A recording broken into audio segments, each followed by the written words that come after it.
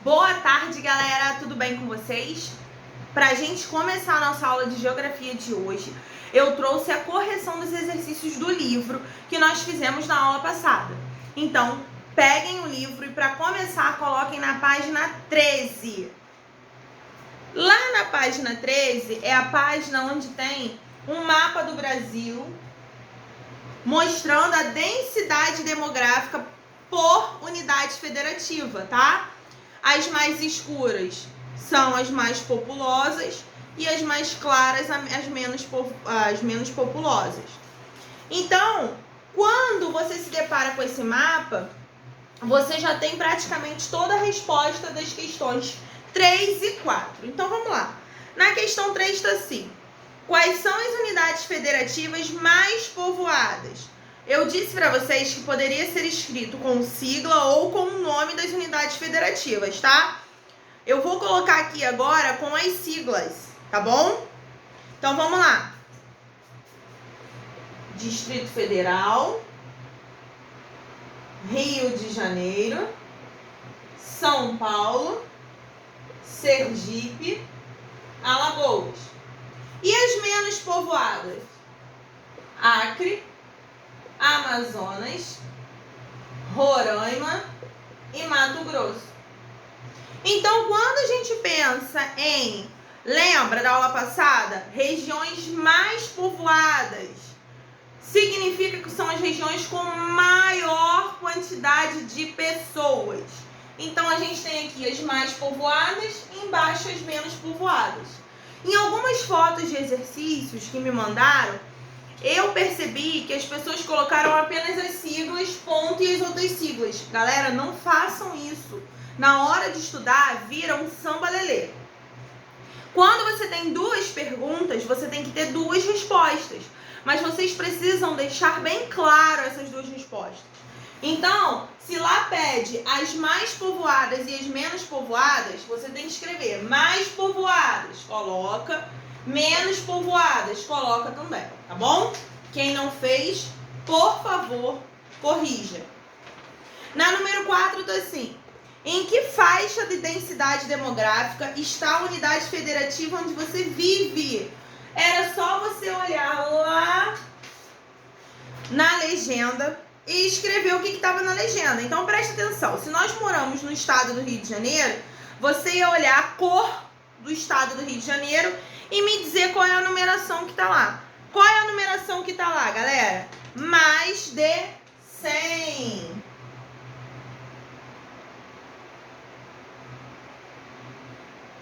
E é isso que vocês vão escrever aí na número 4. Agora, da página 13, a gente vai pular para a página 21. Então, coloquem aí na página 21 para que possamos responder as questões. Na página 21, você tinha a número 1, que fazia a seguinte pergunta: quais são as principais causas dos fluxos migratórios? Gente, era aquilo que estava lá no caderno. Volto a dizer, toda vez que você tiver exercício no livro e no caderno, antes de ler, os textos do livro, recorram ao caderno. Aquelas setinhas que eu coloco para vocês são os pontos mais importantes da matéria. Então, leiam ali primeiro e se não encontrarem, aí sim você recorre para o seu livro, tá? Como a gente faz sempre a leitura inicial do livro, durante a aula, durante a videoaula, vocês já têm noção do que vocês vão encontrar naquela unidade. Então, a gente pega todos os pontos mais importantes e joga lá no caderno. Então, sempre recorram ao caderno, que com certeza vocês vão encontrar as respostas. E a resposta da número 1 estava lá no caderno. Eu listei com bolinhas, lembram? As principais causas dos fluxos migratórios. Primeiro, a dificuldade econômica. Depois, as adversidades causadas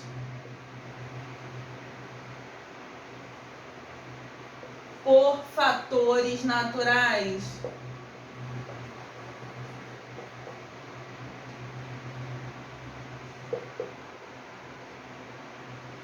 Terceiro, as guerras. E por último, as perseguições religiosas. Tenho certeza que a galera que esqueceu alguma coisa ou errou essa questão vai lembrar que nós falamos sobre isso na aula. São os 4 pontos importantes para você entender todos os motivos que levam ao fluxo migratório. Então, quais são os 4 pontos que levam ao fluxo migratório? Quais são os 4 pontos que levam as pessoas a saírem de um lugar e ir para o outro? A dificuldade econômica, as adversidades causadas por fatores naturais, que eu dei até o exemplo dos Estados Unidos com os tornados, as guerras, que eu dei o exemplo da Síria, e as perseguições religiosas, que é o que acontece muito lá no Oriente Médio, né? Onde as pessoas precisam seguir, né, o Islã. Caso não siga, o que acontece? Eles são perseguidos até que ou eles decidem seguir exatamente o que é lhe determinado ou leva à morte. Então, esses são os fatores que levam aos fluxos migratórios. Agora vamos para a página 24, galera. Na página 24, a gente tem lá a perguntinha número 2, querendo saber a diferença entre emigração e imigração. Pessoal, toda vez que tiver lá, escreva a diferença. Vocês têm que separar, que nem eu expliquei na primeira questão. Então, se ele quer a diferença entre emigração e imigração, o que vocês vão fazer? Igual eu vou colocar aqui agora.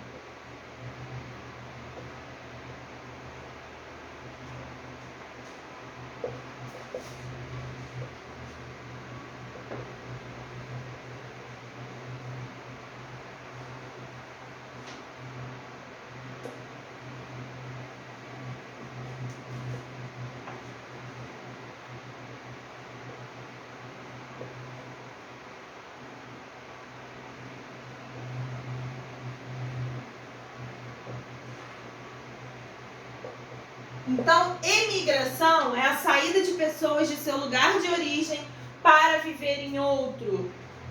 E imigração, o que é? Vamos ver? Imigração é a entrada de pessoas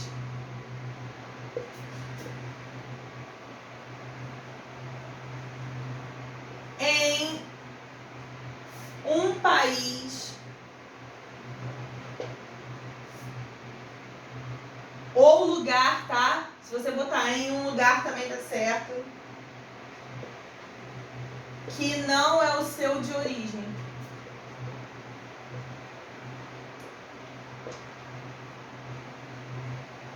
Então, emigração é quando você sai do seu país para viver em outro. Imigração é quando você já está morando num país que não é o seu. Então, para as pessoas que vivem lá, você é um imigrante, porque você não nasceu lá. Então, se você não nasceu lá, mas está morando, você é um imigrante.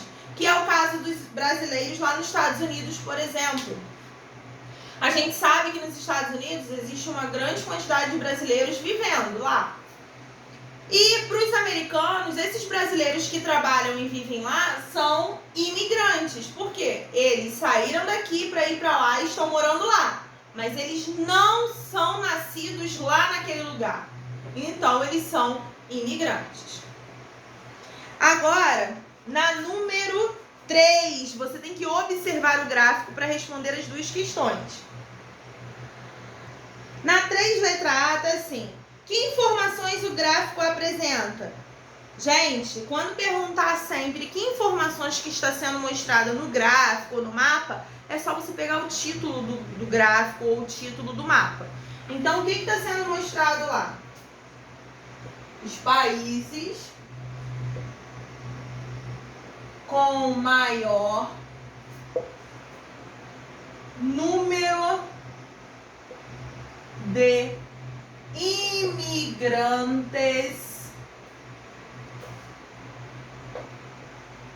brasileiros em 2015.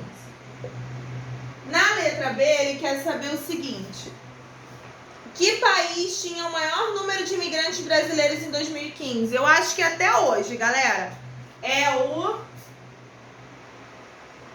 Estados Unidos. Até hoje, eu acho que lá nos Estados Unidos é o país que mais tem imigrantes brasileiros. Agora, coloquem aí na página 26 para a gente responder essas 3 questõezinhas aí relacionadas ao mapa. Na página 26, lá em cima, dá assim: observe o mapa e responda as questões. Letra A. O que o mapa mostra, gente? De novo, é só copiar o título do mapa. Então, o mapa está mostrando o quê? Os principais fluxos migratórios no período de 1950 a 1970. Então, vamos escrever lá. Número 4, né? Número 4, letra A.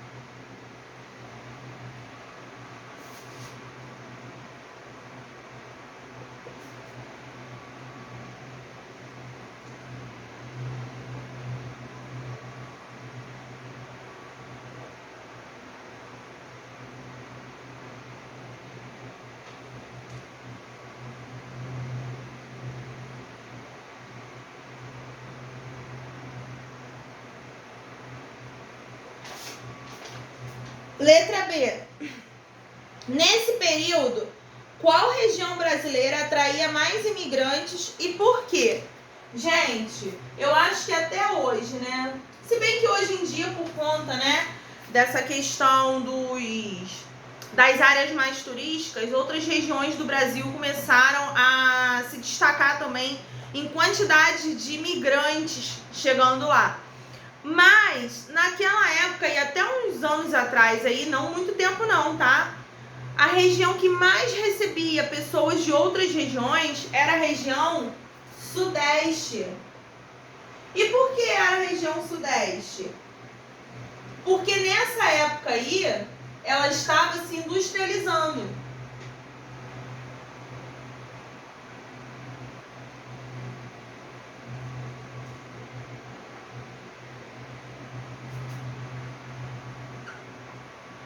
Então, a região Sudeste, até uns anos atrás aí, era a região que mais recebia migrantes de outras partes do Brasil. Por quê? Porque sempre foi a região mais industrializada. Era a região que tinha mais polos industriais. Com isso, as pessoas que moravam em outras regiões sempre vinham para cá em busca de melhores condições de vida.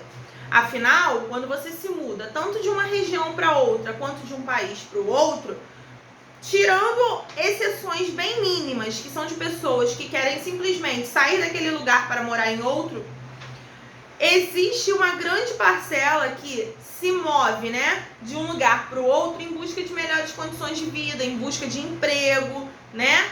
Porque talvez na região onde more não tenha essa facilidade. Quer ver um exemplo básico que eu vou dar a vocês de migração e vocês vão entender? A maioria das pessoas que moram em São Gonçalo trabalha ou em Niterói ou no centro do Rio. Por quê?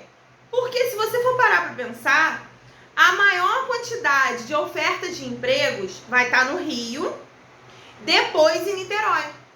Então as pessoas migram de São Gonçalo para o Rio e para Niterói em busca de melhores condições de vida. Elas não vão para morar, mas fazem essa ida e volta diária para quê? Para poder trabalhar. Por quê? Porque a quantidade de emprego oferecido na nossa cidade, aqui em São Gonçalo, não é tão ampla quanto nessas outras duas cidades. Então, quando a gente pensa, né, nessa ida das pessoas, nesse período aqui, de 1950 a 1970, que saíam muito lá do Nordeste e vinham para o Sudeste, elas vinham morar e trabalhar. No exemplo que eu dei, as pessoas vão diariamente para o centro do Rio ou para Niterói para trabalhar e retornam para sua casa, tá? Por quê? Porque as ofertas de emprego lá são bem maiores e melhores do que as que são ofertadas aqui em nosso município. Agora, letra C. Essa região aqui da resposta da letra B, atraía migrantes de qual lugar? Ou seja, o pessoal que vinha aqui para o Sudeste vinha de onde? Acabei de falar na explicação, galera. Vinha do Nordeste. Então, a maior parte das pessoas que vinham aqui para o Sudeste por conta da quantidade de emprego, elas vinham do Nordeste e se estabeleciam aqui. Agora, vocês vão pegar o caderninho de geografia para a gente fazer a correção do exercício de aula. Lembram que eu coloquei, né, algumas perguntas bem parecidas com o que a gente viu aqui? Pois é, algumas respostas irão se repetir. Então, peguem o caderninho aí para a gente começar a nossa correção e tirar dúvidas. Na número 1 do caderno tá assim, galera, o que são fluxos migratórios? Então, vamos lá. Fluxos migratórios são os movimentos de imigração e emigração entre diferentes territórios.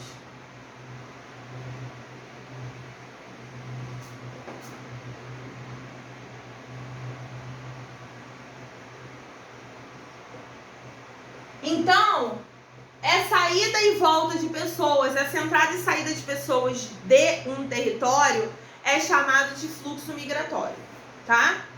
Na número 2, tá assim, quais são as principais causas dos fluxos migratórios? Gente, eu vou dar uma dica, toda questão que eu bato muito na tecla costuma cair em prova, tá? Dica valiosa. Essas causas dos fluxos migratórios são aqueles pontinhos que a gente fez no caderno, corrigiu no livro hoje e agora vai fazer de novo. Então, quais são aqueles 4 pontinhos? Dificuldades econômicas,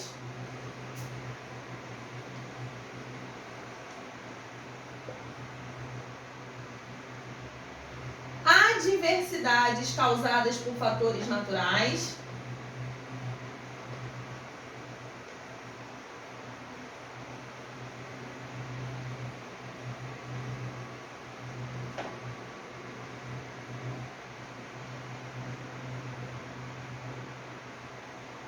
guerras,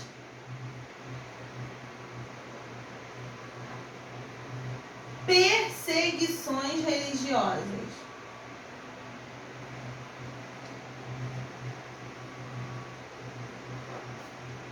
Então, galera, as principais causas dos fluxos migratórios são os nossos 4 pontinhos famosos aí, que são as dificuldades econômicas, as adversidades causadas por fatores naturais, as guerras e as perseguições religiosas, ok? Vamos passar então para número 3.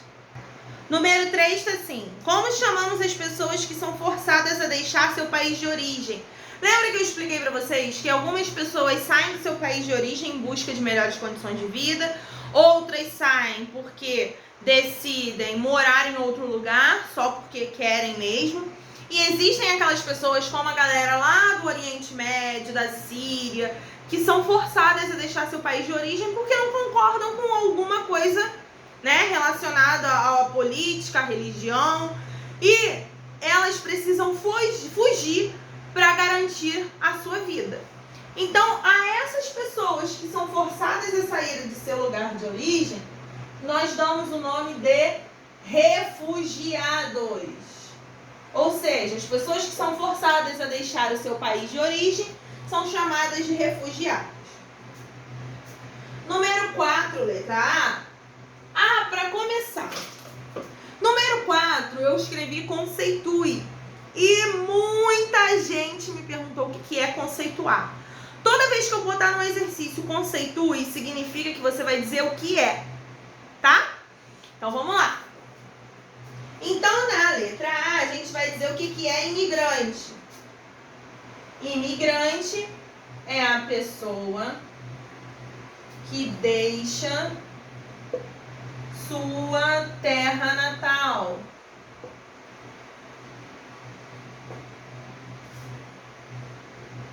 para viver em outro lugar.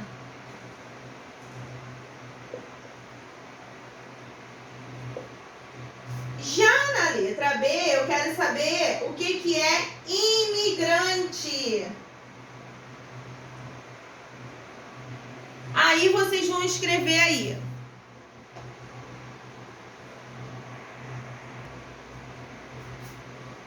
Pessoa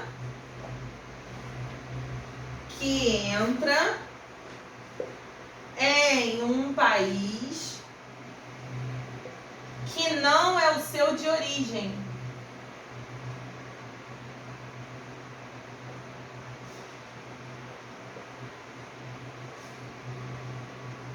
Para quê? Para morar.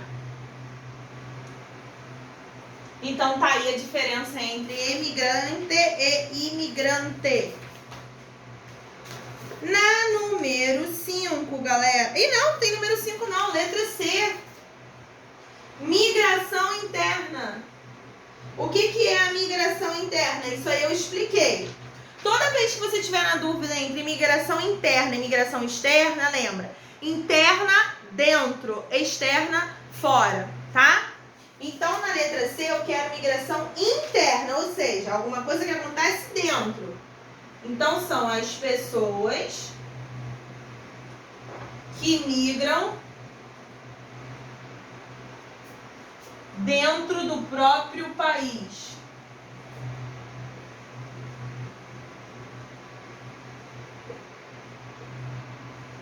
Aí, o exemplo, galera, é aquela questão que eu falei do pessoal que vinha do Nordeste para a região Sudeste. É uma migração interna, porque eles estão saindo do Nordeste, vindo para o Sudeste, dentro do mesmo país. E agora, na letra D, eu quero saber o que é migração externa. Migração externa é quando as pessoas migram de um país para o outro. Então, são pessoas migrando de um país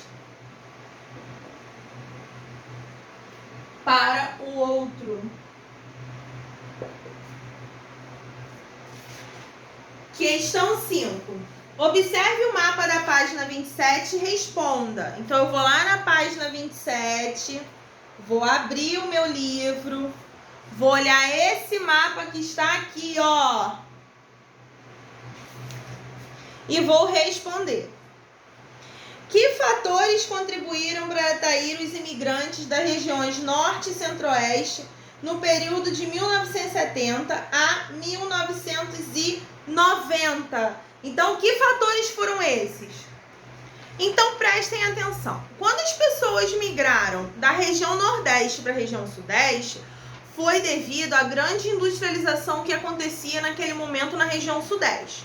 Só que agora eu quero saber os fatores que contribuíram para atrair as pessoas, né, da região Norte e Centro-Oeste.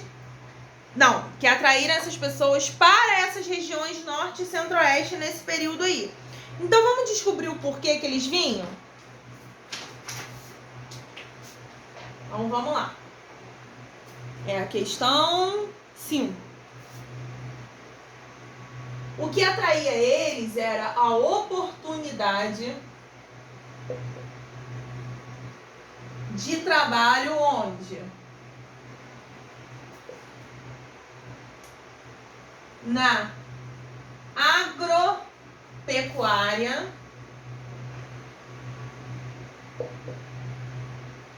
extrativismo